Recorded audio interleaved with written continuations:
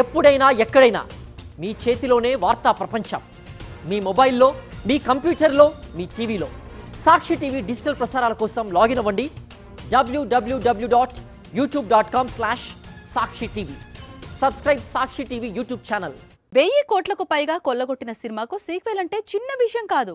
అందులోనూ rebel star Prabhas చిత్రం. Pan India wide గా ఆడియన్స్ ఎంతగా ఎదురు చూస్తుంటారో తెలిసిందే. అయితే ఆ సీక్వెల్ ఇప్పుడిప్పుడే కాదంటున్నాడు డైరెక్టర్.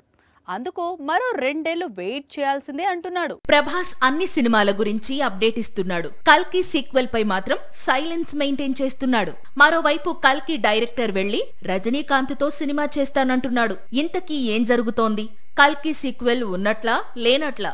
దీనికి రెబెల్ నుంచి రిప్లై రాకపోయినా నాగ్ అశ్విన్ నుంచి వచ్చేసింది. కల్కి సీక్వెల్ ఇప్పట్లో లేనట్లే అంటున్నాడు. కల్కి సీక్వెల్ అంటే చిన్న ప్రాజెక్ట్ కాదని, స్టార్ హీరోల కాంబినేషన్స్ చాలా కీలకం.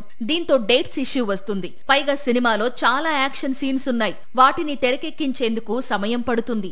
వీటన్నిటినీ దృష్టిలో పెట్టుకుని ఖచ్చితంగా కల్కి సీక్వెల్ ను ఎప్పుడు రిలీజ్ చేస్తాను అనేది చెప్పలేకపోతున్నాను అంటున్నాడు నాగ్ అశ్విన్. అయితే ఏడాది చివరి నుంచి కల్కి సీక్వెల్ షూటింగ్ స్టార్ట్ చేస్తాడట.